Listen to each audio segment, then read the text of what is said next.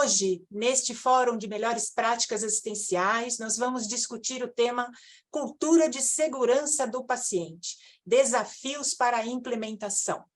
Então, é algo que todos nós, certamente, ainda mais nos últimos anos, vemos trabalhando bastante, estudando muito sobre a cultura e o que mais cada um de nós podemos fazer para, de fato, minimizarmos esse grande impacto, né? Sabemos que nos últimos anos teve um aumento expressivo no número de notificações de eventos, teve uma publicação da Joint Commission International que nos mostrou que, comparando 2019 e 2021, nós tivemos um aumento expressivo de 35% de notificações realizadas, principalmente relacionadas aos eventos sentinela nas instituições. Então, é um número bastante expressivo e só demonstra a grande importância da temática. Quanto mais discutirmos, quanto mais trocarmos experiências, né, com todos, entre nossas instituições, melhor, e é um ganha-ganha, tanto para a equipe quanto paciente, familiares e todos. E para discutir essa temática de hoje, né, temos aqui os 3 experts no assunto, profissionais extremamente gabaritados, que estudam diuturnamente o tema e, de fato, fazem a diferença na assistência e com grande exemplo de ações para todos nós. Começo, então, apresentando nosso querido Vítor Grabois. Vítor Grabois, ele é o presidente da SOBRASP, Sociedade Brasileira de Segurança do Paciente, e coordenador executivo da Proqualis Fiocruz. Vítor, seja muito bem-vindo, muito bom dia e obrigado por ter aceito o convite. Apresento também para vocês nossa querida Maria Carolina Moreno. Maria Carolina é fundadora do portal Qualificação e professora convidada da Faculdade Getúlio Vargas de São Paulo. Muito obrigada, Carolina, também, pela presença. E a nossa Daniela Menezes, também super querida Daniela, ela é gerente de qualidade e segurança do paciente da rede Santa Catarina e é especialista, ela é especialista em melhoria contínua também. Então, agradeço mais uma vez a presença de vocês, muito obrigada a todos por estarem conosco nessa manhã, e convido o Dr. Vítor Grabois, por favor, a palavra é sua. Muito rapidamente, quer dizer, a cultura de segurança do paciente, ela é parte, vamos chamar assim, do que a gente pode chamar de uma coisa um pouco mais ampla até, do que é a cultura organizacional, né? Então, a gente fala de cultura de qualidade, a gente pode falar de uma cultura de trabalho em equipe, a gente pode buscar aí, né, uma cultura de resultados, e a cultura de segurança, então, está nesse campo do que a gente pode chamar de cultura organizacional, que, em última instância, né, então, esse conjunto de crenças, valores, premissas básicas que, de alguma maneira, definem como é que a instituição e as pessoas lidam com os problemas, fazem adaptações ao ambiente externo, enfim. É um pouco a forma, inclusive, como isso é passado para as gerações que nos sucedem, né? A gente aqui que fez residência, enfim, aprendeu um bocado de coisa com os nossos preceptores, e quando fomos também preceptores, passamos uma série de aspectos que, no final das contas, compõem, então, essa ideia de cultura.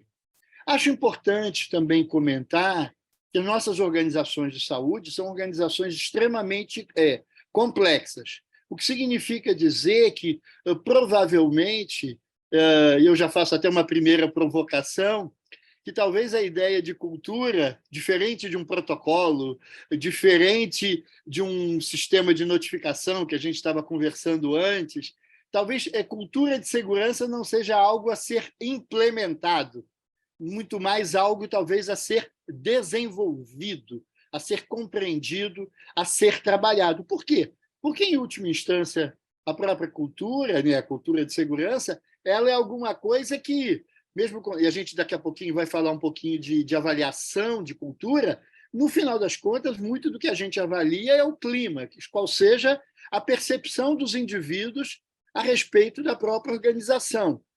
A cultura é algo muito mais, vamos dizer, intangível, né?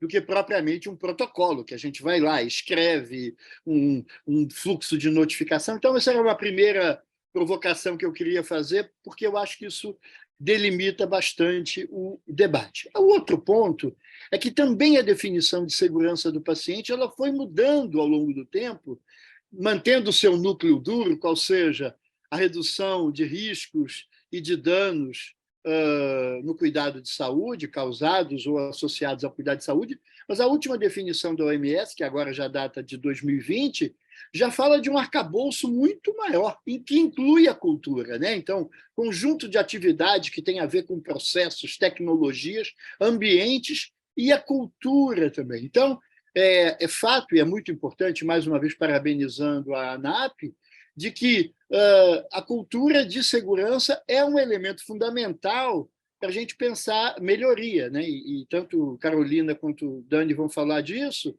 mas é interessante que quando a gente olha aquelas publicações clássicas, seja lá o Errar Humano, seja lá os relatórios da Inglaterra sobre grandes eventos, aquelas inquiries que foram feitas na Inglaterra, é incrível, porque uma parte importante das recomendações tem a ver com a cultura de segurança do paciente. Qual seja, uma cultura de segurança do paciente adequada é um grande ponto de partida para a melhoria. E quando se identifica a ocorrência de eventos adversos, graves e evitáveis, a gente diz, opa, a cultura de segurança do paciente não está adequada.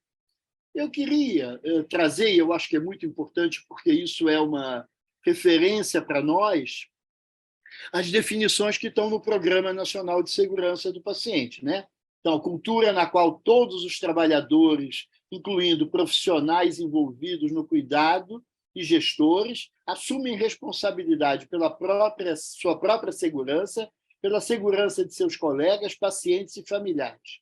Cultura que prioriza a segurança acima de metas financeiras e operacionais, cultura que encoraja e recompensa a identificação e notificação e a resolução dos problemas relacionados à segurança, e cultura que proporciona recursos, estrutura e responsabilização para a manutenção efetiva da segurança do paciente. Olha quanta coisa está incluída, é quase que tudo, né? Se é uma prioridade, se tem recursos, se tem as estruturas, afirma claramente que a cultura, enfim, prioriza os resultados do ponto de vista do cuidado em relação a metas financeiras e operacionais, mas isso, ao mesmo tempo que a gente saúda uma definição tão ampla, é óbvio que isso traz uma complexidade que reafirma um pouco disso que eu estava colocando como menos a implementação e mais o desenvolvimento da cultura. Acho que tem algumas coisas que vale a pena comentar e afirmar também, é de que, em muitos estudos ou em muitas publicações, até fora da área da saúde, isso é quase uma linha de lidar com a cultura, a ideia de uma cultura organizacional do hospital A, ou do centro de saúde B, ou da secretaria tal, e, na verdade, e aí Carolina, Dani e Vânia e todos que nos assistem sabem disso, que quando vamos pegar um hospital, que é onde a gente tem mais, mais experiência, na verdade, a gente não tem uma única cultura de segurança. Na verdade, a gente tem múltiplas culturas de segurança e os próprios processos de avaliação, seja lá o recomendado e trabalhado pela ARC, seja o Safety Attitudes Questionnaire, trabalham numa lógica, inclusive, de que você pode ir olhando segmento por segmento. E isso é muito verdadeiro, né? Se a gente olha para a emergência, é uma coisa, se a gente olha para a CTI, é outra coisa, se a gente olha para ambulatório, é outra. Então, esse é um primeiro importante elemento, na ideia de subculturas por segmentos. Mas nós também precisamos, ainda para tornar a coisa um pouquinho mais desafiadora, que a gente também tem que pensar em culturas de segurança com os diferentes segmentos profissionais, né? Então, o médico, uma coisa, os enfermeiros e a enfermagem, outra, o pessoal da gestão, uma outra linha, né? Quem não é nem da gestão, não é exatamente do cuidado, mas em todo um conjunto de áreas que também lidam com o paciente. Então, É importante isso. Vou pegar um exemplo aqui, que é um exemplo também provocativo e que tem a ver com a cultura de segurança do paciente, que é a higienização das mãos, né? Então, quando a gente olha os indicadores de adesão a uma prática tão essencial, tão representativa de uma ideia positiva de cultura, a gente vai ver que médicos têm um comportamento, enfim, têm um nível de adesão que é muito inferior, por exemplo, ao nível de adesão da enfermagem. E um terceiro ponto, ainda na ideia das subculturas, que não tem a ver com o segmento de cuidado, o ambiente de cuidado, e nem a ver exatamente com as profissões, mas que também tem a ver com o posicionamento na organização, né? Aí eu diria uma certa clivagem, um certo diálogo, enfim, o que é o posicionamento da liderança, o que é o posicionamento de quem está na linha de frente. Então, me parece que esse é um grande desafio para a discussão da cultura, porque, no fundo, seja que a gente fale em implementação de cultura, seja a gente fale em desenvolvimento da cultura, não importa, fato é que a gente talvez não possa imaginar, mesmo como um objetivo, achar que o objetivo final é que a organização como um todo chegue a ter o mesmo tipo de cultura. Até porque, se a gente pegar os ambientes de cuidado, alguns ambientes de cuidado podem se beneficiar de uma padronização absolutamente essencial. Se a gente pegar a área toda de laboratório, de patologia clínica, uma área de imagem, né? Em compensação, quando a gente vai para a emergência, outra coisa, e quando a gente vai para um CTI, quer dizer, o nível de padronização versus um certo nível de flexibilidade, mesmo usando protocolos e tudo mais, é bastante diferente, o que significa, portanto, que a gente dificilmente terá a mesma cultura. Bom, aproveitando aqui os meus, agora menos de 5 minutos, que eu estou marcando aqui, quero comentar algumas coisas que eu acho que são importantes e fundamentais na lógica de, mesmo que a gente reconheça essas diferenças todas que eu venho de comentar, eu acho que tem alguns elementos importantes. A gente, acho que foi terça-feira ou segunda que a gente fez um ensaio geral, né, pensando um pouco nas ideias a desenvolver. Eu penso que tem uma ideia fundamental do ponto de vista da cultura de segurança do paciente, que é uma cultura afirmada na percepção clara, nítida, dos perigos, dos riscos existentes nas nossas organizações. Acho que esse é um elemento absolutamente fundamental e tanto Carolina, que, enfim, hoje trabalha fortemente, brilhantemente na formação de pessoas, Dani, circula aí o Brasil todo, Vânia, eu, enfim, todos, muitos que nos assistem também têm esse papel, que a gente vai para os lugares e os relatos que a gente ouve, os relatos que a gente recebe, são relatos de uma visão que a gente tem, às vezes, de evento adverso, já vi isso, e que você chega em outros lugares, a coisa é tão banalizada do ponto de vista da ocorrência, que aquilo não tem um registro de evento adverso, né? Cair, ou, enfim, a infecção associada ao cuidado, porque as pessoas higienizam um pouco as mãos. Então, esse me parece uma questão fundamental. E eu acho que é importante, aí recomendo lá o livro do Amabertido Vincent, que está lá no Proquaris, e que eles colocam lá uma categoria entre 5 níveis de cuidado, que eu queria chamar a atenção para uma delas, que é o chamado nível 3, do que eles chamam do ilegal normal. E o ilegal aqui não é o fora da lei, o ilegal aqui é o fora do compliance, é o fora da evidência científica, é fora do recomendado, mas que é absolutamente normalizado e que tem todo um potencial, ainda que ali, naquele momento, possa não estar gerando a ocorrência de eventos adversos, ele tem todo o potencial, né? Juntando aquela ideia das condições latentes com a falha ativa, para a ocorrência de eventos adversos graves. Os eventos adversos graves que nós assistimos nas últimas semanas, todos evitáveis e todos eles refletindo um certo grau de complacência com práticas que não são objetivamente adequadas, sabidamente não são adequadas, e eu chamaria atenção para a questão da higienização das mãos, né? como uma prática absolutamente recomendada e que, de alguma maneira, infelizmente, se tem um grau de complacência e tolerância, eu diria, particularmente em relação aos médicos, no sentido de, bom, enfim, é difícil, não, quando se sabe da relação absolutamente causal entre higienização das mãos, ou má higienização das mãos, não nos 5 momentos, não em todo o tempo, e a ocorrência de infecções associadas ao cuidado. Um outro ponto que eu queria comentar já para encerrar, e sei que Carolina e Dani vão falar bastante disso, que de fato é olhar um aspecto fundamental de uma cultura de segurança que trabalhe com a noção de aprendizagem, e não com a noção de punição, e não com a noção de reprimenda, e aí isso também não tem nada a ver, e minhas queridas vão desenvolver isso depois, com uma noção também de que não haja responsabilidade, mas a ideia de que, fundamentalmente, a cultura, para ela poder permitir a aprendizagem, poder permitir que as coisas não ocorram mais, elas têm que estar calcadas de fato, na ideia da aprendizagem. E a última ideia, muito rápida, é de que a gente precisa incluir na discussão da cultura de segurança a ideia da segurança psicológica, acho que como um elemento fundamental. Ou seja, é uma cultura onde se possa falar do erro, onde se possa dizer, eu não sei, eu vi alguma coisa que não está correta. Isso vale tanto para uma cultura de segurança do paciente que permita a aprendizagem e a notificação, como também para uma cultura de melhoria e uma cultura de inovação. Enfim, eu encerro agradecendo e deixando um grande abraço aí a todos e me coloco à disposição na sequência. Muito obrigado. Obrigada, doutor Vitor, pelas excelentes colocações. Sabemos, e você trouxe assim, aspectos fundamentais e várias provocações aqui bem bacanas, né?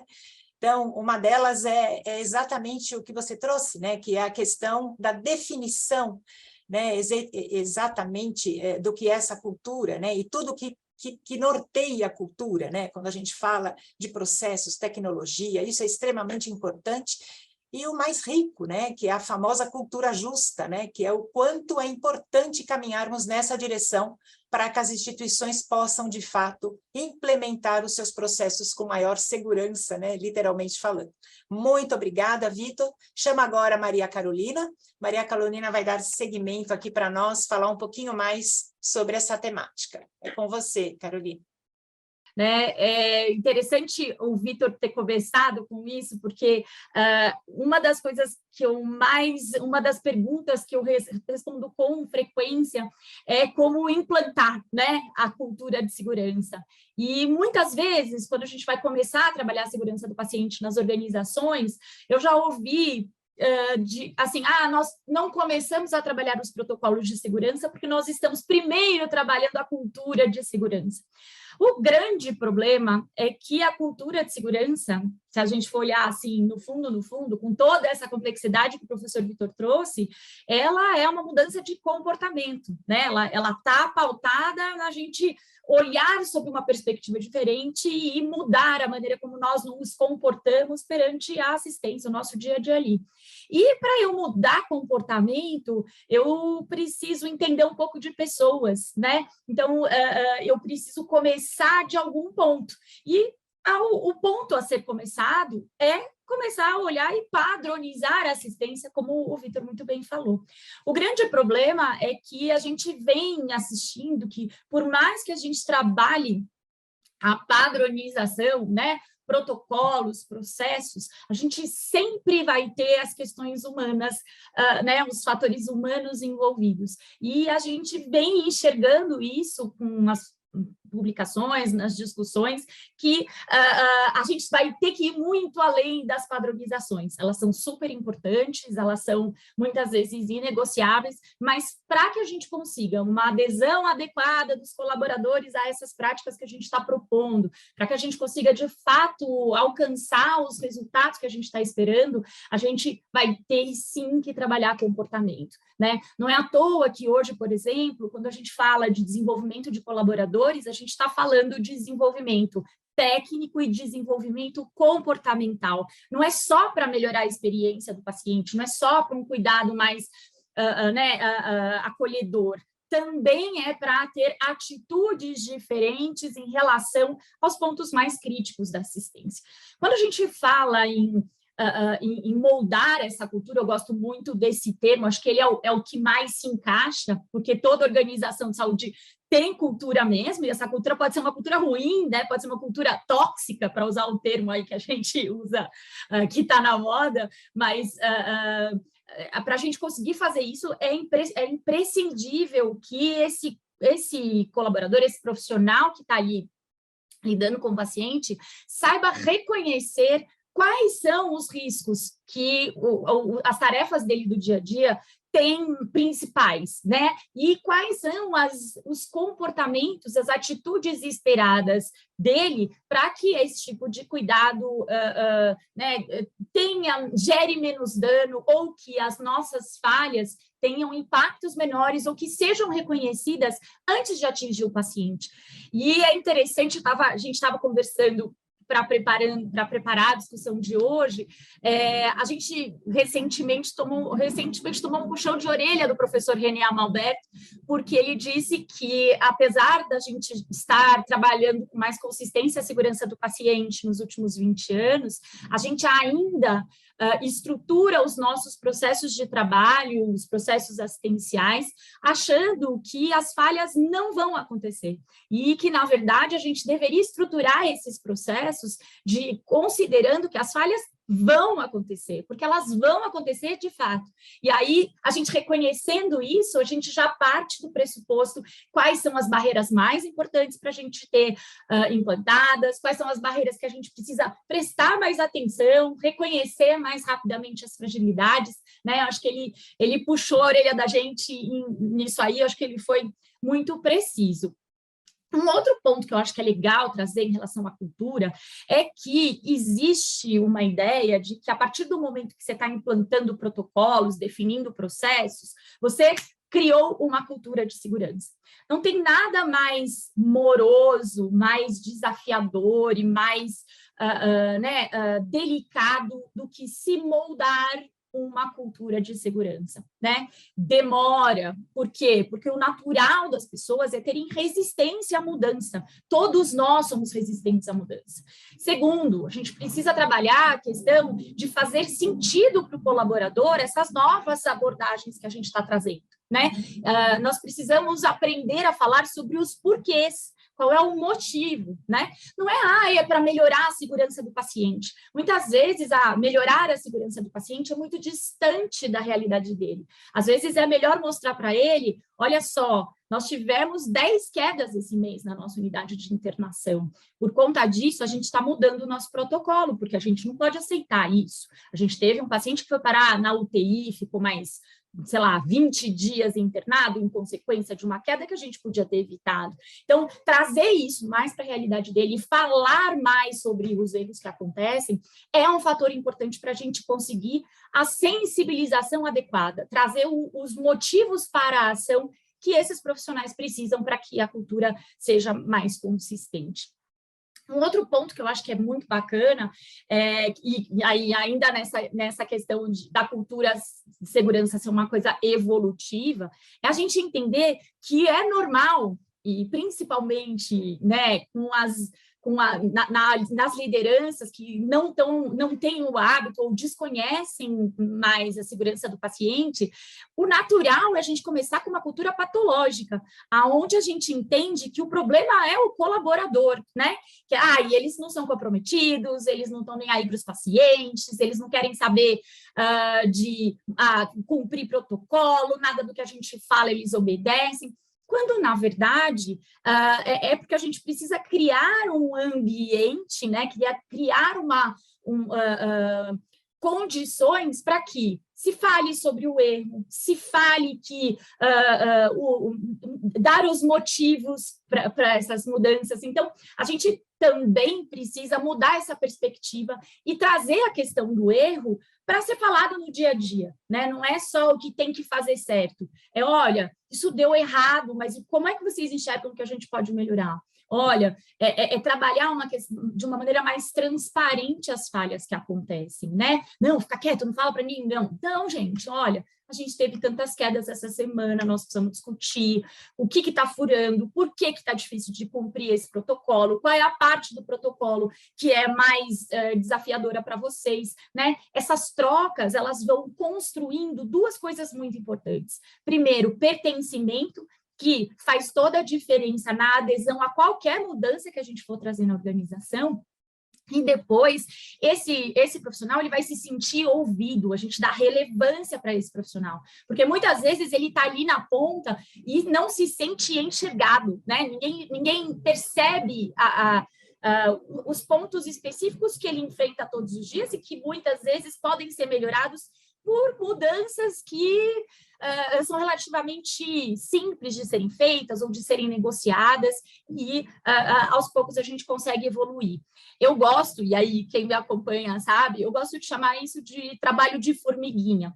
Por quê? Porque tem muito mais a ver com consistência e direcionamento, né? A gente andar aos poucos, a gente vai fazer muitas vezes mais, carregar um peso importante, mas a gente consegue ter resultados a médio e longo prazo. E moldar uma cultura de segurança do paciente tem a ver com isso, né? Tem a ver com você buscar resultados que não vão aparecer no seu primeiro trimestre de indicador, que pode ser que não apareçam na sua primeira avaliação de cultura de segurança, mas que você precisa saber aonde você quer chegar e aos poucos caminhar em direção a isso. Claro que com correções de rota, mas sabendo muito bem né, os pontos críticos para que isso aconteça. Então, assim a gente consegue levar uma cultura de uma maneira mais consistente.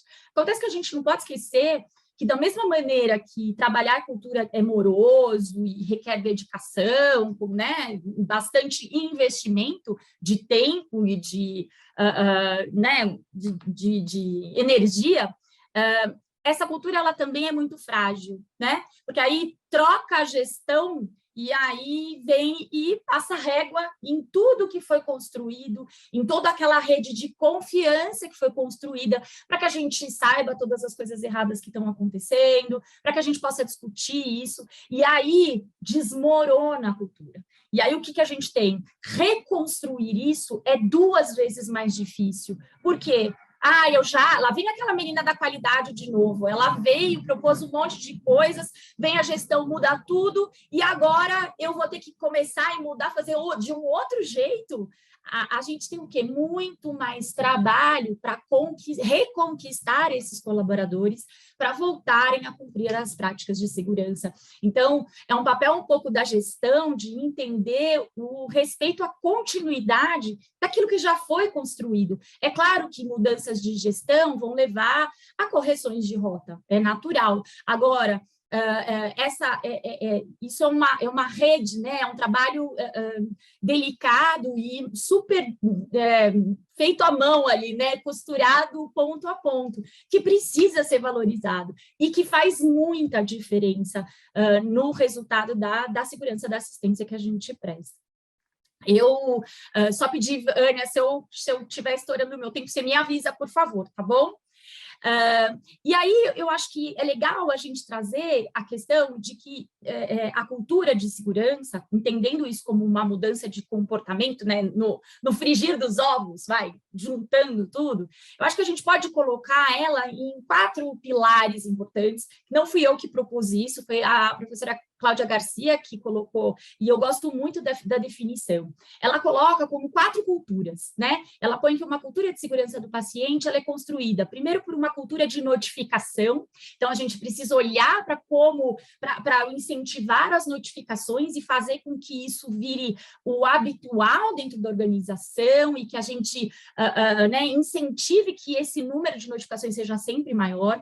Depois ela fala de uma cultura de aprendizado, então vocês estar disposto, de fato, como organização de saúde, a aprender com seus erros, né? E não só fazer planos de ação superficiais, pontuais, resolvendo só aquele probleminha que está ali naquela área, naquele plantão, naquele momento, mas se dispondo a olhar para fora, né? Pensar fora da caixa aí, que é super importante. Depois ela coloca a importância da cultura do compartilhamento e transparência. Então, para a gente compartilhar não só resultados bons, para a gente compartilhar resultados ruins também, né, para que todos estejam a par de como a organização está, não só falando de segurança, mas falando de outras questões relevantes e estratégicas da organização. E, por último, ela traz a questão da cultura justa, né, que é a gente trabalhar aí, que muita gente confunde. Porque quando a gente está falando de cultura justa, o professor Vitor foi super claro nisso, a gente está falando não é que a gente está falando de não punir, pelo contrário, né? É de tornar mais claro aquilo que precisa ser punido exemplarmente e aquilo que é responsabilidade também da organização e que é consequência de um conjunto de falhas de processo que acabaram levando ao dano ao paciente. Então, a gente precisa entender todo esse conjunto. E para construir esse conjunto de culturas, requer, né, tempo, requer consistência na nossa estratégia. E acho que tem uma questão importante que a gente vem discutindo mais recentemente, só para fechar aí a minha fala, que é o entendimento de que a gente tem a padronização como a base, a gente tem lidar com os fatores humanos como relevante, mas a gente precisa entender que, por ser uma assistência tão complexa e tão de alto risco, existe uma questão que só a pessoa, o profissional pode solucionar, né? Não tem, a assistência que a gente presta é tão complexa que não tem como a gente pensar em todas as variáveis, em todos os riscos, em todas as possibilidades. E aí as adequações às situações mais críticas, às situações que fogem à regra, dependem do profissional, da capacidade do profissional em solucionar problemas. E é essa resiliência do profissional que vai trazer maior ou menor segurança para a assistência que a gente presta.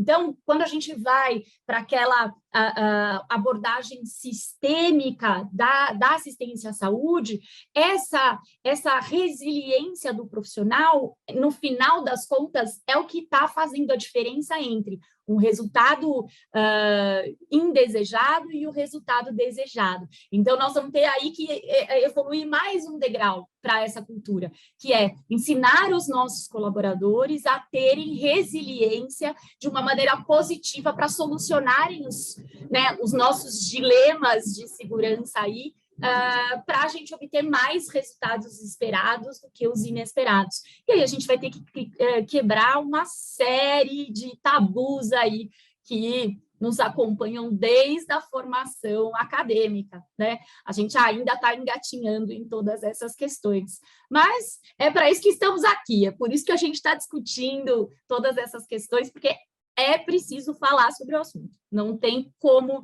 não falar mais sobre esse assunto. Ele é uma obrigatoriedade para se prestar assistência à saúde de qualidade, né? Hoje não é mais um diferencial, é uma responsabilidade das organizações.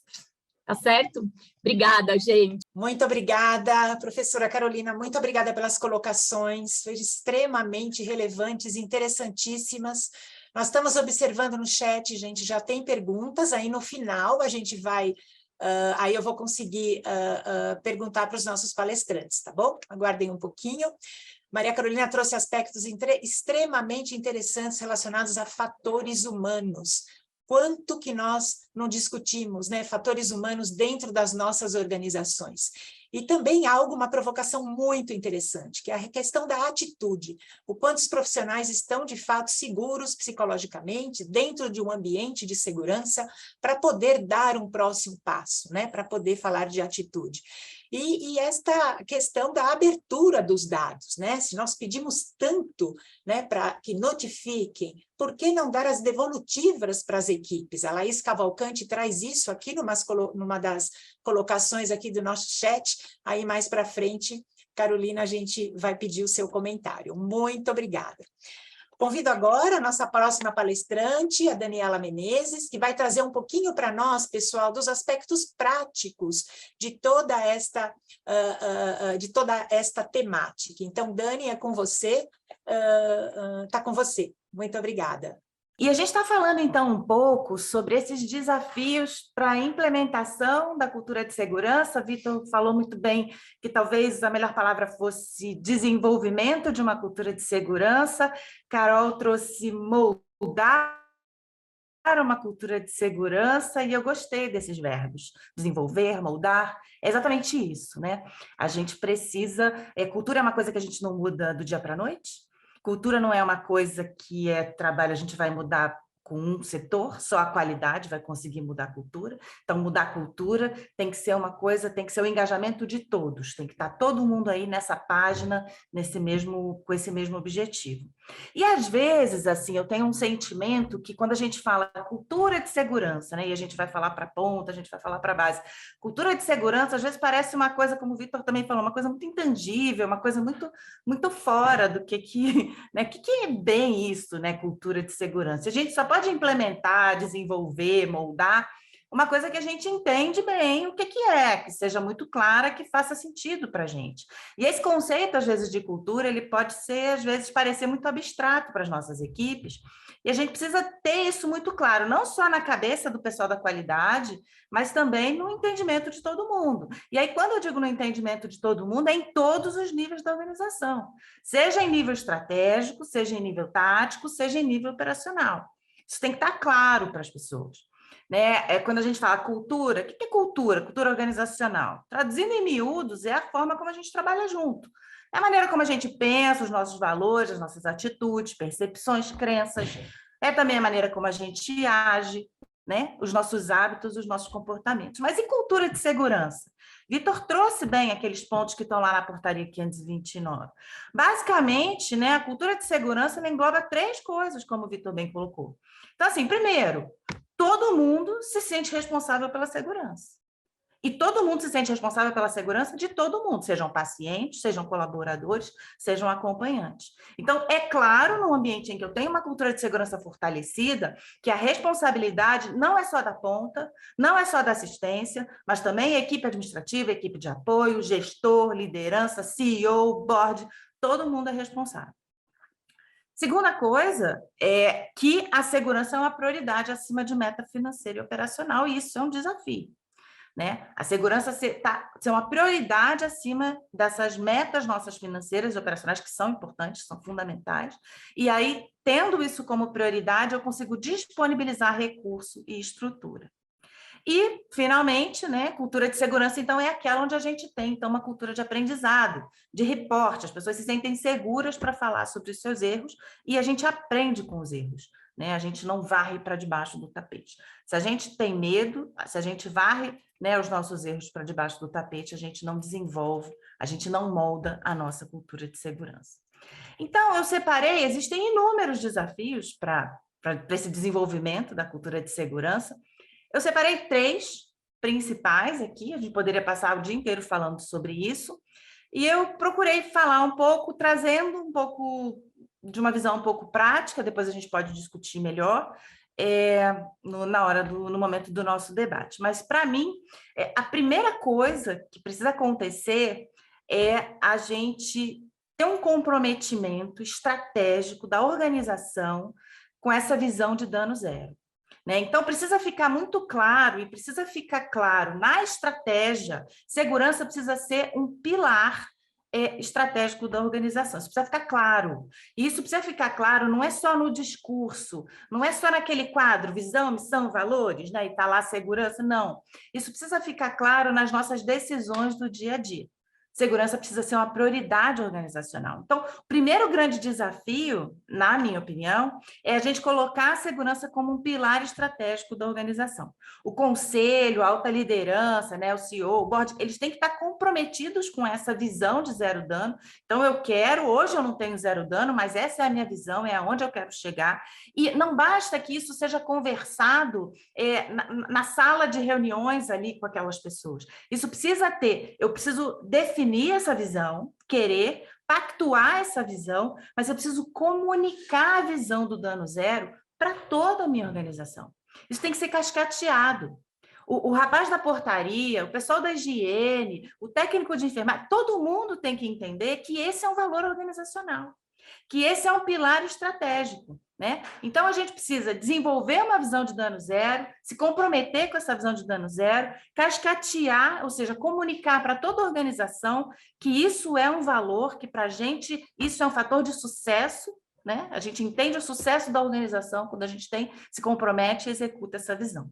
Então, todo mundo precisa enxergar isso, né? E a gente só vai conseguir, né? Lembrando que cultura de segurança tem a ver com priorizar a segurança sobre meta financeira operacional, prover recurso e estrutura. Então, isso tem tudo a ver com a alta liderança. Se a alta liderança não estiver nessa página, como é que eu vou chegar nesse ponto, né? E aí, mas eu estou num hospital, estou numa organização, não tem espaço para isso, né? A gente vai, como Carolina falou, é um trabalho de formiguinha, a gente vai aos pouquinhos. E aí, talvez comece, né, a arranjar pequenos espaços, 5, 10 minutos para trazer uma história, né? Puxar pelo coração, conta um caso de um evento, né? O que a gente poderia, então, melhorar. E aos pouquinhos aí a gente vai ganhando espaço e a gente vai trazendo essa visão para a alta liderança. Então, é fundamental que isso seja parte da estratégia. Esse, para mim, é o primeiro desafio. Fazer segurança ser um pilar estratégico da organização. O segundo desafio que eu separei aqui nesse processo é desenvolver a liderança. Desenvolver a liderança como?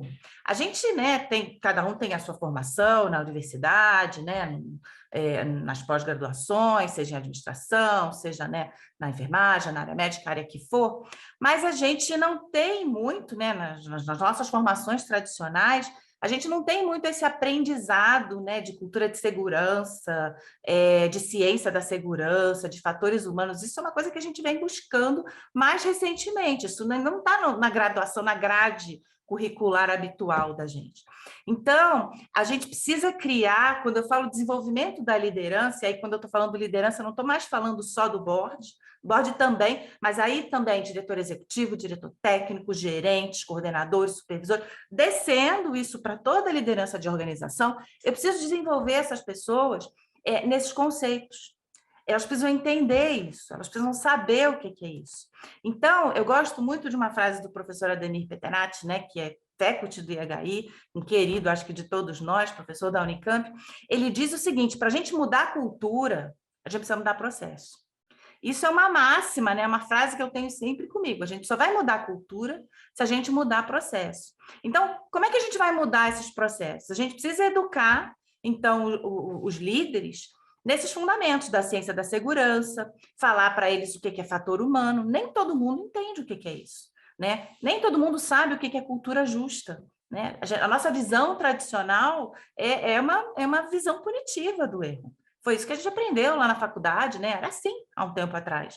E nem todo mundo ainda entendeu o que é uma cultura justa, o que é uma visão sistêmica, o que é melhoria contínua, né? E aí, para isso, para a gente desenvolver esta liderança da organização como um todo, eu fiquei imaginando algumas estratégias que a gente poderia propor, né? E uma das que eu mais gosto é quando a gente estabelece algumas métricas, ou seja, alguns indicadores, poucos, né? Aqueles poucos vitais, mas que você vai discutir num fórum, né, com esses líderes, com essas equipes, você vai discutir isso periodicamente. Porque, assim, você tem a visão estratégica, eu quero zero dano, mas como que eu chego lá? Como é que eu desdobro? Para eu chegar lá no zero dano, primeira coisa, eu tenho que entender quais são os grandes gaps da minha organização. A gente, às vezes, aí quando eu falo a gente, equipe de qualidade, às vezes a gente fica afundado nas notificações, né? E aí a gente precisa levantar um pouquinho a cabeça, ter um pouco esse olhar sistêmico e falar assim, quais são os nossos grandes problemas? Vamos, né? Porque senão a gente fica fazendo melhoria no varejo, tratando ali aquele planinho de ação para aquela notificação. Não estou dizendo que não seja importante, mas a gente precisa ter essa visão desses grandes gaps, desses grandes problemas, e em cima disso, definir, bom, cara, lesão por pressão é um problema. Tem lesão 3, lesão 4, isso é um evento, um never event, isso não pode acontecer. Então, assim, eu preciso ter um indicador que avalie isso, que meça isso, né? E aí você vai definindo quais são os seus grandes gaps, estabelece, então, esses poucos indicadores que sejam estratégicos para isso e cria um fórum, que seja um fórum mensal, aonde esses indicadores vão ser colocados lá no PowerPoint e a gente vai olhar para o dado e a gente vai discutir. Ah, mas quem que vai apresentar a qualidade? Não, a minha sugestão não é que seja a qualidade organiza. Mas quem vai apresentar o dado é o dono da casinha, é o responsável pelo CTI, é o responsável pela unidade de internação. Então, essa pessoa vai lá apresentar os dados. E qual a melhor maneira, né, para a gente apresentar esses dados, na minha visão? Apresentar esses dados ao longo do tempo, num gráfico de linha, um gráfico de série temporal. Porque aí eu saio um pouco daquele modelo de achar, esse mês eu melhorei, esse mês eu piorei, e aí eu fico tratando causa comum como causa especial, eu fico tratando variação aleatória do dado como se fosse, né, teve uma variação aleatória, mas eu vou entender que eu melhorei ou que eu piorei, e aí a equipe fica louca com isso. Não, eu preciso entender, a equipe, então, ela precisa ser também educada nesse entendimento de variação. O líder, ele precisa entender. E aí a gente olha, então, nesses fóruns, né, eu gosto muito dessa estratégia, eu já vi culturas amadurecendo, culturas de segurança amadurecendo, trabalhando dessa maneira. Então, um encontro em que está lá o executivo, está lá o técnico, estão lá os coordenadores médicos, estão lá os, abre aspas, os donos das casinhas, os responsáveis pelos setores, e eles apresentam lá cada um seus 2, 3 indicadores lá que são mais ali estratégicos para a gente alcançar o zero dano. Mostra lá o gráfico de linha e todo mundo olha e fala, bom, esse mês a gente testou essa ideia de mudança, mas a gente ainda não viu resultado no gráfico. A gente vai ajustar esse PDSA, a gente vai abandonar essa ideia de mudança. Para esse mês agora a gente vai testar essas próximas, e aí com isso eu estou também fortalecendo a cultura de aprendizado, porque cultura de segurança engloba uma cultura de aprendizado, não é isso? Então, quando eu faço isso, eu começo a normatizar, sistematizar essa discussão. Eu tenho um problema, meu problema é esse, como é que eu lido com esse problema? Eu não fico com aquela sensação que eu melhorei, eu olho no gráfico, e aí no gráfico vai ficar bem claro se eu melhorei, se eu não melhorei. E aí eu mensalmente eu vou reportar ali para o time todo, né? O que eu estou fazendo para melhorar o sentido no meu indicador? Quais são as ideias de mudanças que eu estou testando? Então eu não estou estagnado, eu estou o tempo todo testando e procurando ideias de mudança para a gente melhorar aqui. Né? Então, eu penso que a gente falou, né? Então, primeiro, ter uma visão estratégica de zero dano lá, CEO, board. Segundo, desenvolver a liderança em todos os níveis da liderança. E uma maneira que eu acho uma boa estratégia para a gente desenvolver isso é avaliando, então, tendo, então, né, os indicadores e sistematicamente, então, discutindo e analisando esses indicadores. Você sai daquela coisa de você analisar o indicador no sistema, sabe? Não estou dizendo que isso não seja importante, mas a gente precisa ter um fórum que está lá o diretor, que está lá o CEO, e ele vai querer escutar de você, né, do responsável ali pelo setor, quais são as ideias de mudanças que estão sendo testadas, e aí o bom disso é que esse é o momento que também a gente pode dizer a barreira que a gente está encontrando, a dificuldade, porque o líder, ele tem essa função de ajudar a gente a remover barreira. Então, a gente aproveita esse fórum para isso, né? Então, e aí, aos pouquinhos, a gente vai desconstruindo aquela visão de que segurança do paciente, cultura de segurança é função da qualidade, ou é função da assistência, ou é função, né, desse grupinho aqui. Não, é função de todos. Volta lá para o conceito de cultura de segurança da portaria 529. Todo mundo é responsável pela segurança de todo mundo, paciente, colaborador e acompanhante. Então, o segundo desafio que eu vejo, então, é a gente desenvolver esse olhar, né, na liderança em todos os níveis. E o terceiro desafio, né, de novo, sem nenhuma intenção né, acho que tem um monte de coisa para a gente falar sobre isso, foram só os 3 que eu selecionei, e assim, é um grandíssimo desafio, e Vitor já pontuou bem, Carolina já pontuou bem, e eu reforço aqui mais uma vez, segurança psicológica. Não dá para a gente fortalecer a nossa cultura de segurança se não tem segurança psicológica, né? A gente tem um slogan que a gente fala, segurança gera segurança. Segurança psicológica do nosso colaborador, do nosso time, vai fazer com que ele se sinta seguro para falar sobre o erro, para pedir ajuda, né? E aí, ao invés de varrer aquilo para debaixo do tapete, a gente junto vai poder construir uma estratégia melhor e mais segura. Então, segurança psicológica, cultura justa, quando a gente fala de cultura justa, o GP tem que estar nessa. O setor né, de gestão de pessoas, ele tem que estar dentro desse conceito. Então, isso são coisas que não é só assistência que tem que estar nessa página, tem que estar toda a organização envolvida nesse, conhecendo, sabendo esses conceitos e trabalhando para isso, né? Então, a gente precisa desse ambiente seguro para a gente reportar esses erros. De novo, não é assim... estalei o dedo, apertei no interruptor, e aí, a partir de hoje, agora, o meu setor tem segurança psicológica. Não é assim, né? De novo, para a gente mudar a cultura, a gente precisa mudar processo, né? Mas a gente precisa, e aí eu digo, nós, né, geralmente, time da qualidade, lideranças, a gente precisa ficar muito atento na maneira como a gente aborda erro e evento adverso.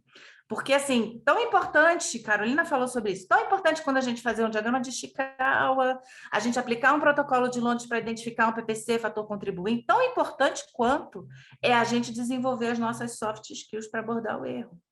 Às vezes, inconscientemente, quando você vai fazer uma entrevista, quando você vai reportar um evento adverso, você tem uma postura ameaçadora. A maneira como você fala, ou às vezes até a sua linguagem não verbal, acaba intimidando as pessoas. E isso impede o aprendizado com erro, trava na hora, né? Então, tem uma coisa da neurociência, né, que diz que quando a gente fica com medo, a gente bloqueia o aprendizado. E é tudo que a gente não quer, né? Lembra de novo, cultura de segurança é uma cultura de aprendizado, precisa ter o aprendizado. Então, a gente precisa trabalhar a comunicação não violenta entre nós, nas nossas lideranças, com os nossos times, ter uma comunicação clara, assertiva, mas sempre muito empática, isso é fundamental. Então, a gente aí, de novo, falando para nós, líderes, pessoas da qualidade, Vânia, não sei como é que está meu tempo, mas estou terminando. A gente não pode ser cachorro molhado, né? O que é cachorro molhado? Cachorro molhado é quando chega, né, aquele pessoal e o cachorro molhado ele balança e vai todo mundo para longe, né? Todo mundo se afasta porque ninguém quer, né, que respingue ali, né? A gente não pode ser assim. A gente precisa trazer as pessoas, a gente precisa construir, a gente só vai fazer o sistema mais seguro, a gente só vai moldar a nossa cultura de segurança, fazer com que ela seja fortalecida, se a gente juntar as pessoas. São as pessoas que vão fazer isso. Então, a gente precisa agregar, a gente precisa trazer. Tem que ficar muito claro o que é um comportamento inaceitável, o que é um comportamento aceitável. Precisa separar muito bem o que é uma falha deliberada que a gente vai responsabilizar o indivíduo para o que é uma falha relacionada ao desenho do processo, uma falha sistêmica, que é o que acontece na maior parte das vezes. E aí, de maneira prática, para a gente terminar, como é que, então, eu posso, na minha organização, nesse trabalho de formiguinha, desenvolver essa segurança psicológica que é tão importante para a cultura de segurança? Então, a gente pode, no setor, cada setor pode fazer os huddles de segurança, a gente pode criar espaços ali com pequenos grupos, 10 minutinhos, 15 minutinhos, para a gente poder falar de eventos adversos, tornar natural falar de eventos adversos. Não é entender que, assim, não, vai acontecer e tá tudo... Não é isso que eu estou dizendo, mas é falar sobre isso, né? E se for muito difícil, de repente, né, dependendo do nível de cultura de segurança de uma organização, às vezes pode ser muito difícil falar de um erro que aconteceu no meu hospital. Então, a gente fala de um evento fictício, ou a gente fala de um evento que aconteceu em outro hospital. A gente pode aprender muito com o erro dos outros. Então, a gente, com o erro dos outros, aos pouquinhos, as pessoas... aí você conta um erro que aconteceu num outro setor ou num outro hospital, aí, de repente, poxa, isso uma vez aconteceu comigo.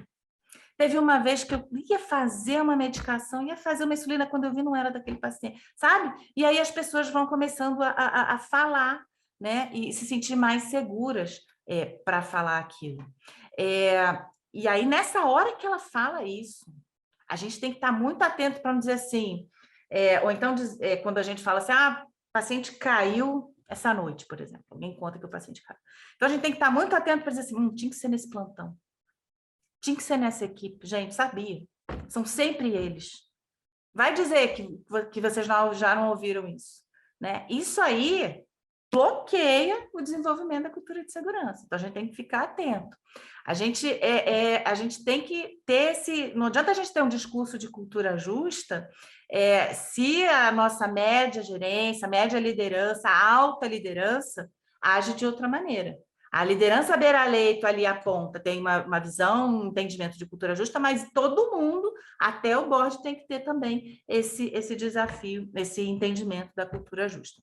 Então, assim, são muitos os desafios para a gente ir terminando aqui, né? Para a gente implantar uma cultura justa, eu separei esses 3, então, de novo, resumindo, segurança precisa ser parte da estratégia organizacional, a gente precisa desenvolver as lideranças nesses fundamentos da ciência da segurança, cultura justa, entendimento de fatores humanos, a análise de dados ao longo do tempo, e a gente precisa criar um ambiente seguro. De novo, segurança gera segurança. Se o colaborador está psicologicamente seguro, ele vai reportar o erro, ele vai se sentir apoiado e ele vai ajudar a nossa organização a redesenhar esse sistema. Então, assim, que a gente possa continuar firme nesse propósito, todos nós aqui, né? Uma alegria a gente estar aqui conectado, né? Quantas pessoas estão conectadas aqui. Então, que a gente possa continuar firme nesse propósito para criar esse sistema de saúde mais seguro e lembrar sempre, eu gosto sempre, né, de dizer assim, que todo mundo é paciente. Se a gente não é paciente hoje, a gente já foi no passado, a gente vai ser em algum momento no futuro. E se a gente constrói um sistema mais seguro, e eu gosto de falar isso também para a ponta, né? Quando às vezes a ponta para ajudá-los também a trazer, agregá-los isso nessa missão. Quando eu construo um sistema mais seguro, uma cultura de segurança fortalecida, isso vai beneficiar todos nós, inclusive a nós mesmos, né? Então, de novo, muito obrigada pela oportunidade, pelo convite, estamos aqui à disposição.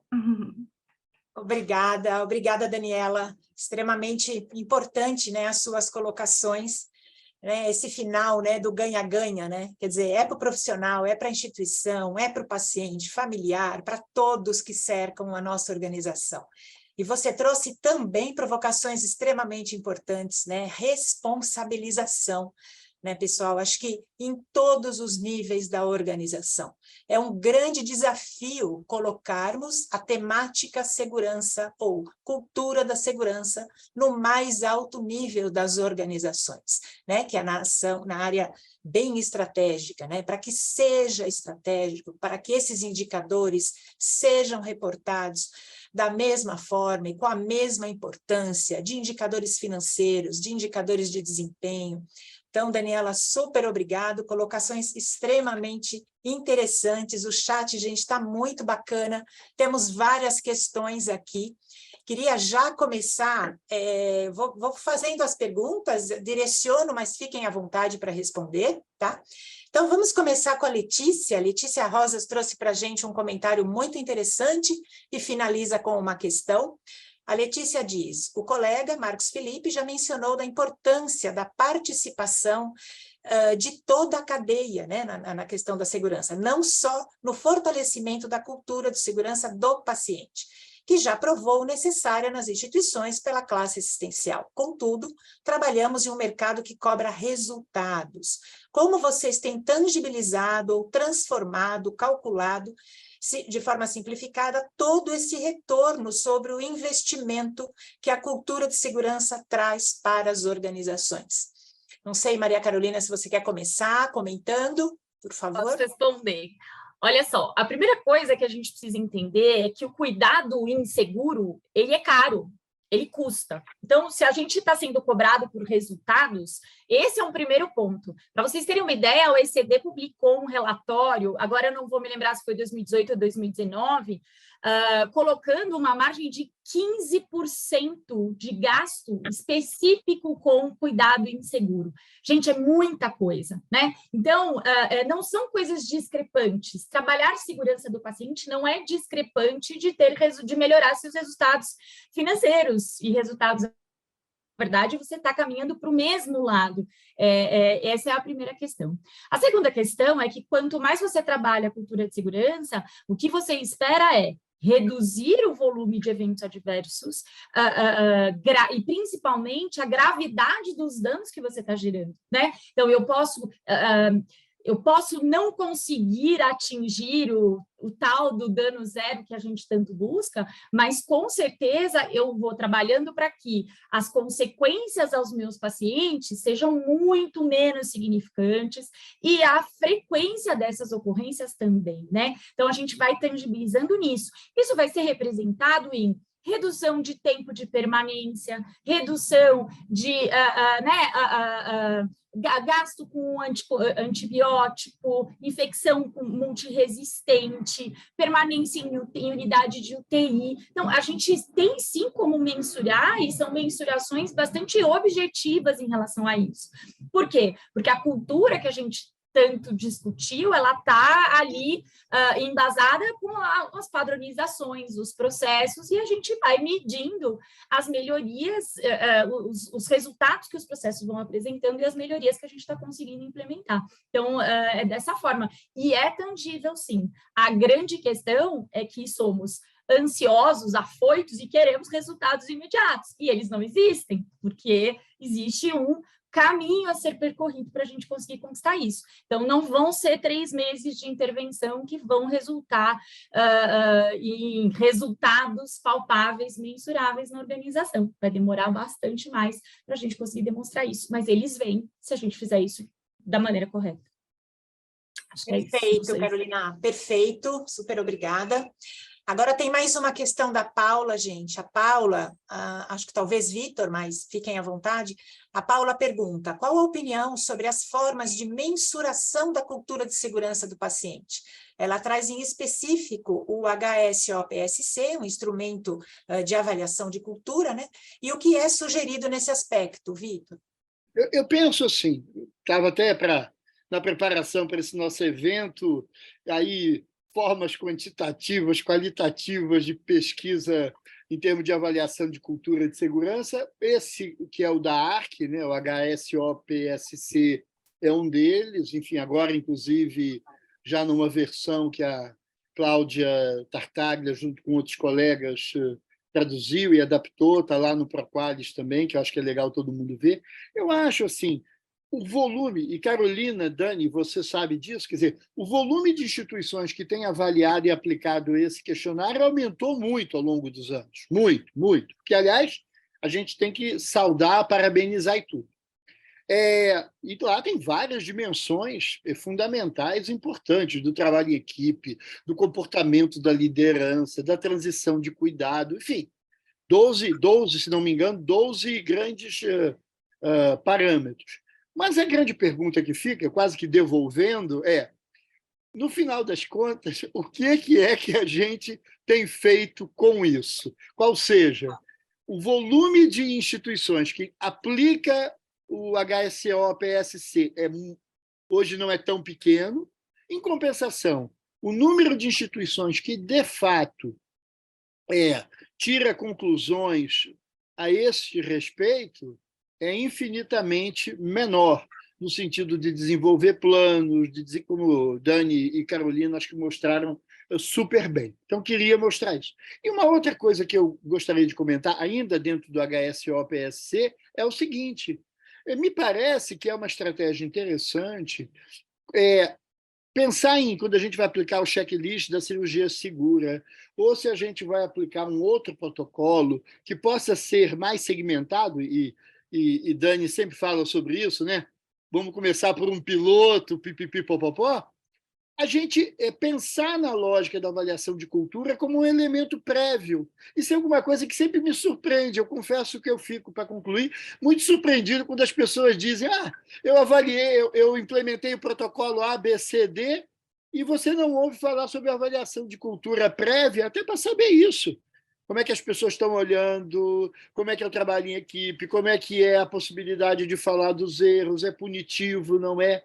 Então, eu também quero chamar um pouco a atenção para esse, não só um pós-aplicação generalizada do questionário, o que se faz com isso, mas também botar esse questionário e a possibilidade de aplicá-lo de maneira segmentada quase como uma etapa prévia ou uma etapa dentro de uma lógica de implementação de um protocolo, qual seja ele.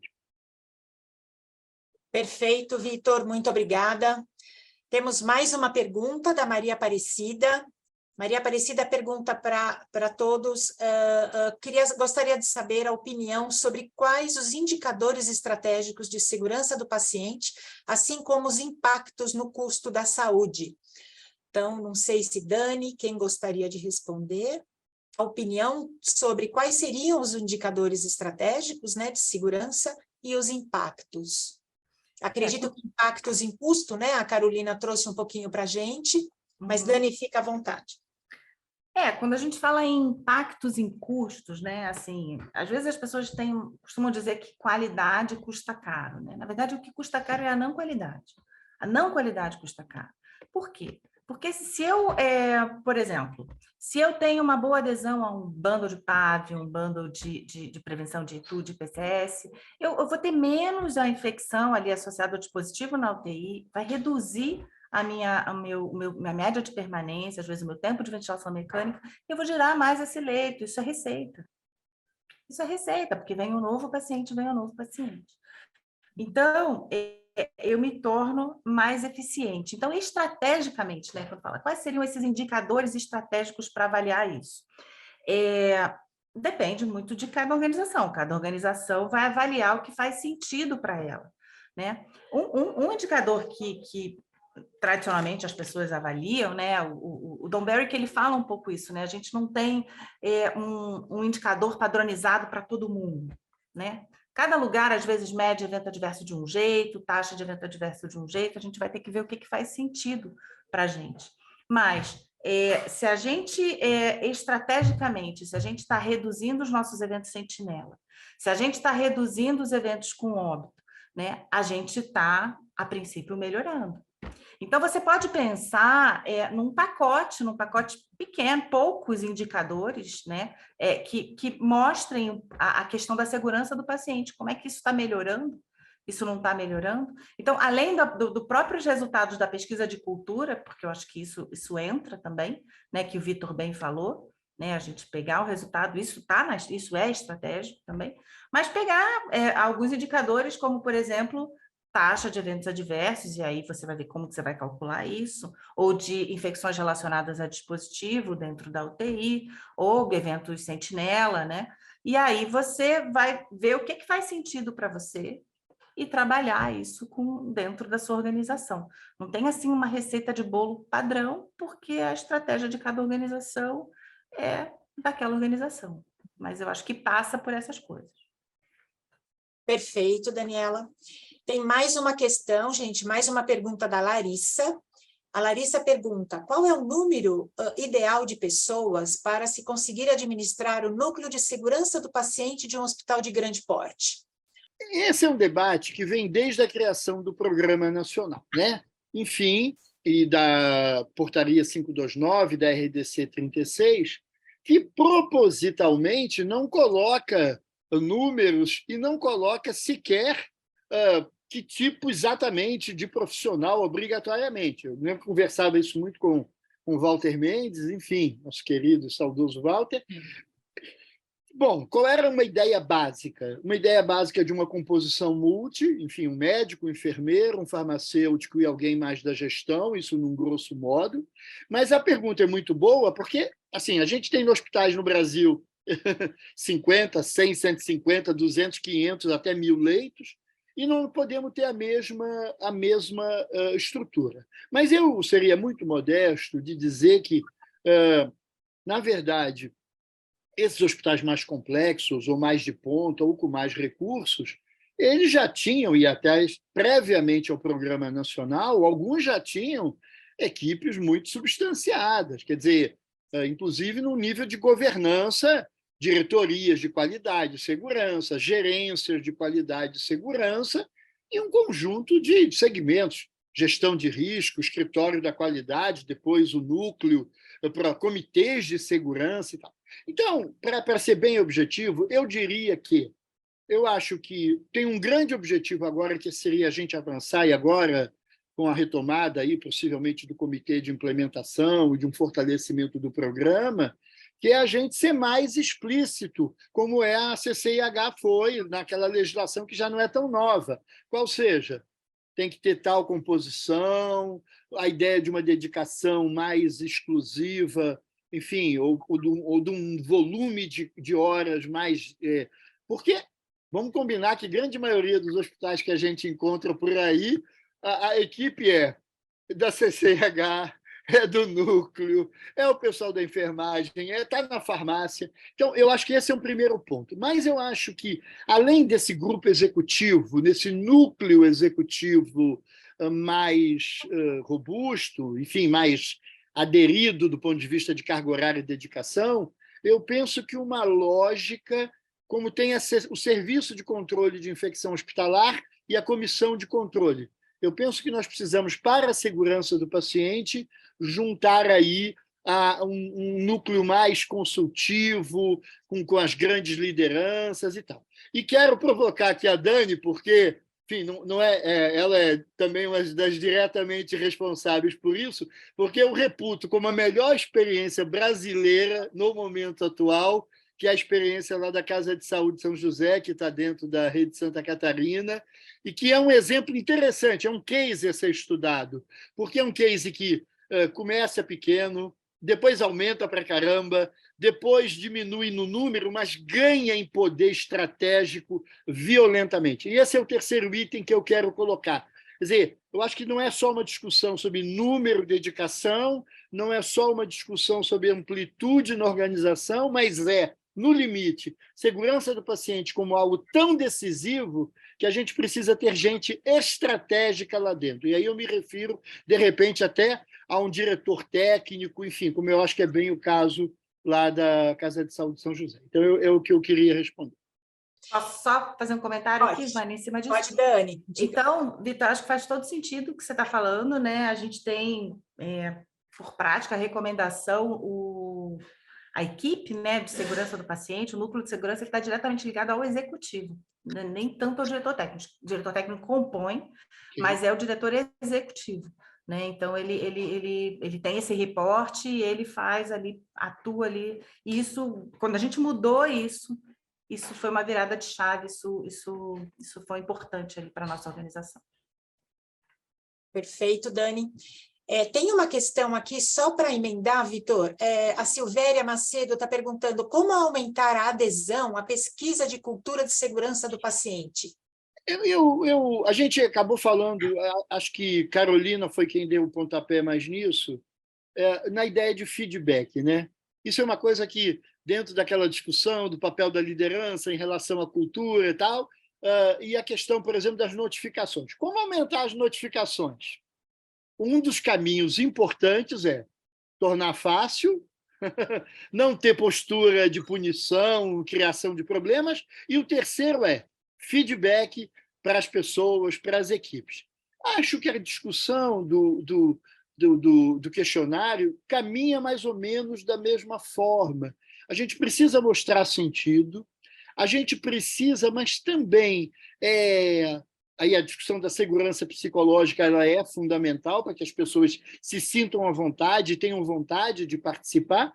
E a ideia do feedback, eu acredito muito nisso. Eu já fui gestor também, e eu me lembro que a gente ficava pedindo dados para gerar os indicadores, mas a gente era muito mais ativo para pedir os dados do que para fazer a devolução. Eu hoje me dou conta disso. E agora, com todo esse estudo e toda essa militância em torno da segurança, eu vejo que nós não podemos falar de notificação e não devolver, não podemos falar de questionário de cultura e não devolver. Então, me parece que uma estratégia importante é divulgar de maneira adequada, acho que isso, preparar as pessoas para isso. 2, o desenvolvimento de um ambiente mais seguro, em que as pessoas possam falar, e o questionário é uma forma de se colocar sobre isso, sobre aquilo, o comportamento da própria liderança, porque é um dos parâmetros.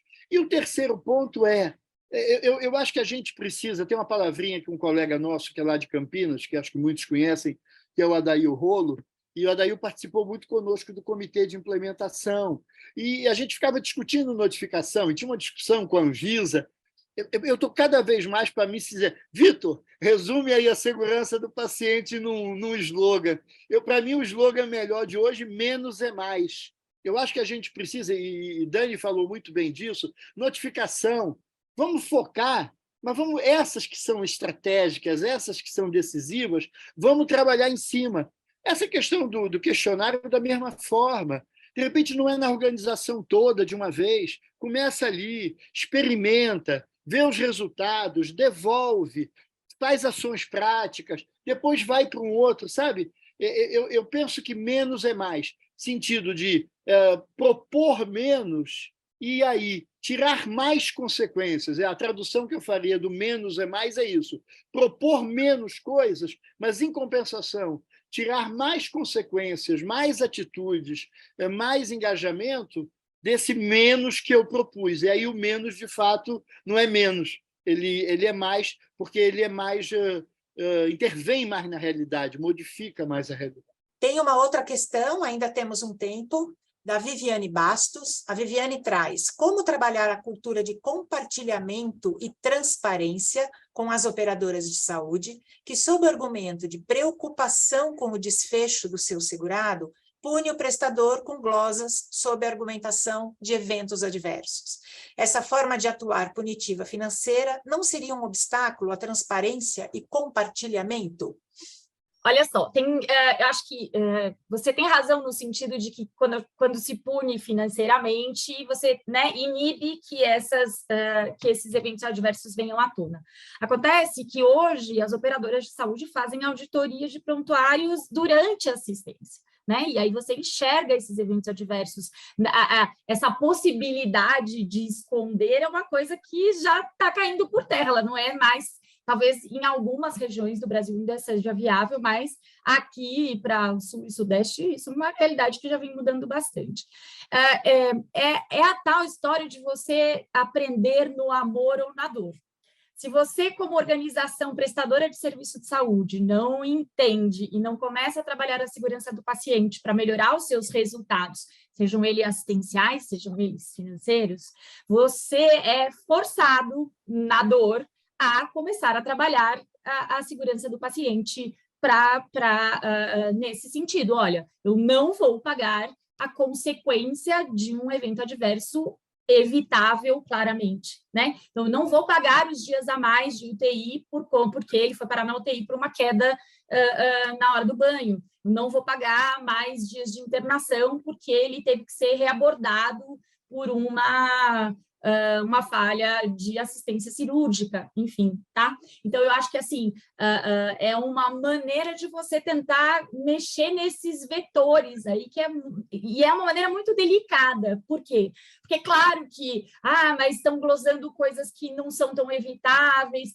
mas acontece que é uma forma de começar a tirar os prestadores de serviço de saúde da zona de conforto. Não é uma intercorrência inerente à assistência, né? Cada vez menos hoje a gente tem essa questão de intercorrências inerentes à assistência. A maioria das vezes hoje a gente sabe que são eventos adversos evitáveis e que a gente precisa aprender a trabalhar para diminuí-los, né? Então, é uma forma dolorida de forçar as organizações prestadoras a começarem a trabalhar a segurança do paciente de alguma maneira, tá certo? Não sei, acho que precisava começar de algum ponto, esse foi um ponto de partida que surgiu para a operadora.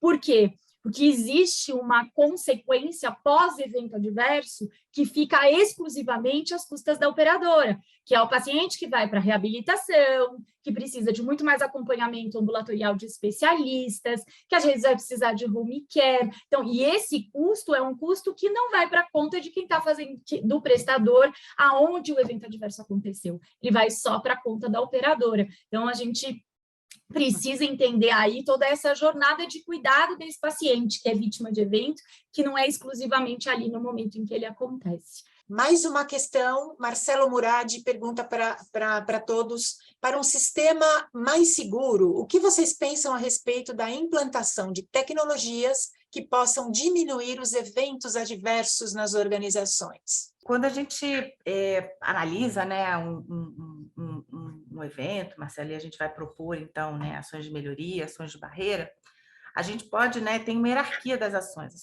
fortes, ações moderadas e ações frágeis, né? Então, por exemplo, sensibilizar os médicos, né? São coisas, fazer um treinamento, né? Um ponto isolado, não que não seja importante, mas isso às vezes é uma ação fraca.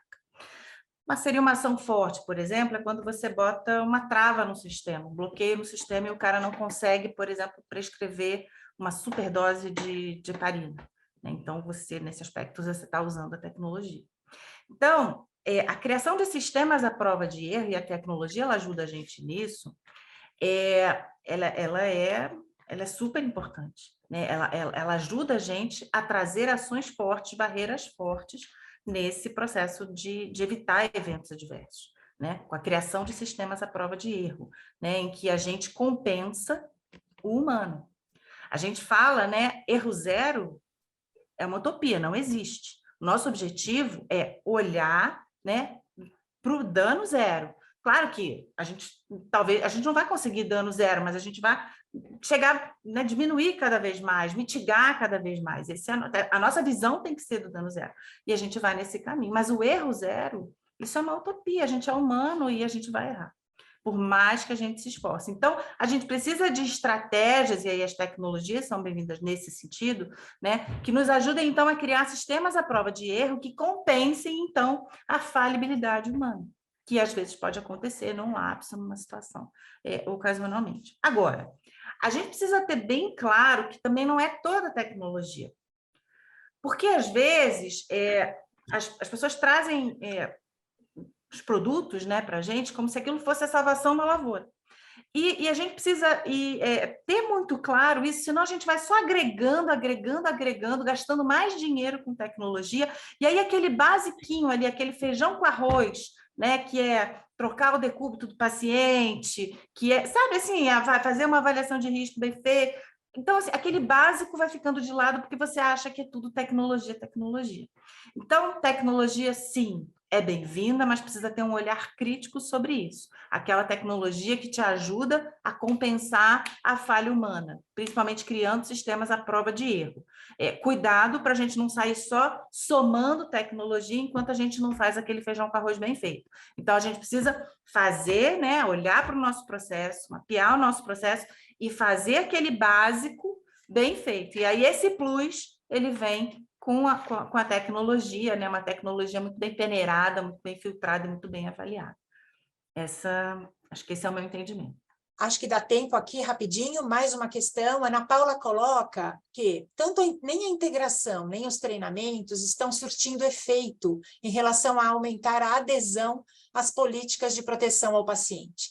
E pergunta se tem alguma sugestão de como melhorar essa situação.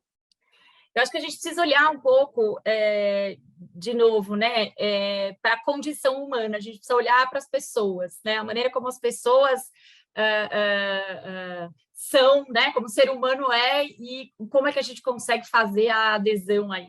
Eu gosto muito de uma estratégia que é proposta pelos irmãos Riff há alguns anos. Eles publicaram, acho que em 2010, um livro que chama A Guinada, onde eles trazem a questão da gente dividir em abordagens emocionais, as abordagens de mudança em duas perspectivas, né? A perspectiva racional e a perspectiva emocional. E para a gente fazer o planejamento de implantação das nossas práticas de segurança, é legal trazer essa realidade, e eu costumo acrescentar uma terceira perspectiva, que é a perspectiva operacional.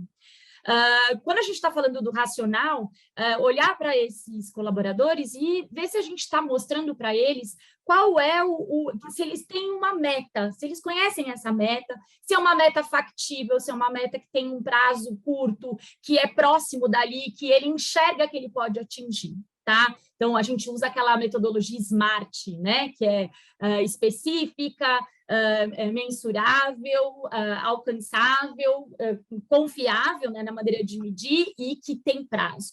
Depois, você escolher pontos críticos. A gente pode ter uma mudança de processo com muitas atividades, mas a gente precisa escolher 4, 5 atividades das quais a gente não vai abrir mão para que eles cumpram. E a gente começar por elas, né? Medindo lá, de novo, né? Começando no que a Dani estava falando, começar pequeno, então, escolher aquelas 5 que são mais importantes e exigir essas daí, sempre tendo aí lá o objetivo final na lista. Isso do lado racional. Depois, no emocional, é deixar muito claro e trabalhar de uma maneira muito consistente os porquês, né? A gente levar para esses colaboradores o porquê dessas práticas, mas os porquês que façam sentido para eles, né? Porque o porquê para mim pode ser diferente do porquê para você, e a gente precisa entender isso. Né? E eles também colocam que a gente precisa lançar mão das pessoas que são grandes influenciadores ali, né? A gente tem algumas pessoas que são respeitadas pelos seus pares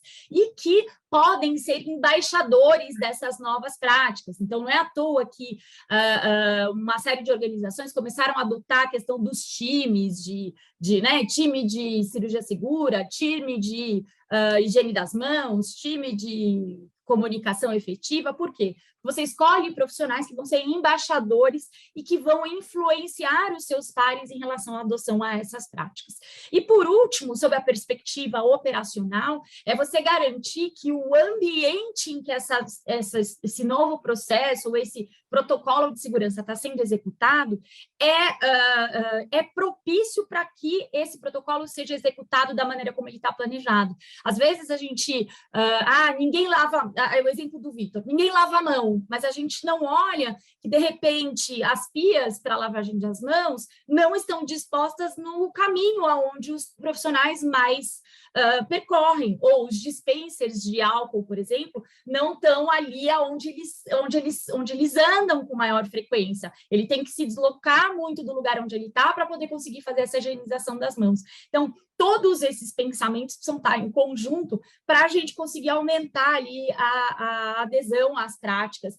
Né? Isso é um pouco da gestão de mudança, que hoje é um assunto que precisa fazer parte. A gente que trabalha com qualidade e segurança precisaria se aprofundar muito mais na gestão de mudança. A gente vê hoje as outras organizações aí, né, não da saúde, trabalhando bastante essa questão. Acho que a gente precisa se aprofundar para poder adotar para os nossos pedaços, para as nossas organizações, porque ia ser bastante produtivo e tem dicas práticas que são bem interessantes. Ótimo, Carolina. Vitor, pode ser? Um minutinho? Pode, rapidinho. Não, enfim, Carolina acho que já colocou tudo de essencial. Só ia comentar pouquinhas coisas. Primeiro, acho que a gente falou um pouco disso, mas isso vale até para outros webinários, outras coisas, que é um pouco da gente reconhecer a diferença entre o chamado trabalho como imaginado, prescrito, e o trabalho real. Eu acho que nós todos, sem exceção, a gente, não sendo mais gestor, que é o caso de Carolina e eu, mas a gente ainda tem muita cabeça de gestor, e Dani é gestora, e você é gestora, a gente acaba trabalhando muito com o trabalho como imaginado, mas isso tende a não dar certo, porque isso é muita pressão sobre as pessoas. Esse é um ponto. O segundo ponto que eu penso importante, eu gosto muito daqueles 4 E's, na ideia de sensibilizar, de educar, da execução e da avaliação. A gente, em geral, muitas vezes, em muitas instituições eu vejo isso, tratam da mesma forma a educação, que é o como fazer, da sensibilização, de emocionar, de trazer sentido. Isso eu acho que são coisas diferentes e acho, inclusive, que a gente tem que fazer processos educativos mais voltados para adultos, né? A coisa da andragogia, coisas mais práticas e tal. E, por fim, eu penso que, aí Dani já falou bastante, quer dizer, o processo em si de melhoria, de execução, tem que ter peculiaridades, porque as pessoas começam muito grande, então, senão tem que começar pequeno, pequenos vasos, testar, aquela coisa, aquela discussão toda do modelo de melhoria que é muito interessante. E, por fim, a coisa do feedback dentro de um processo de avaliação. Então, eu acho que a pessoa que fez a pergunta, é uma excelente pergunta, mas é preciso um certo olhar para dentro, no sentido de saber, bom, aonde é que a gente está conseguindo? O processo educativo, mas estamos sensibilizando.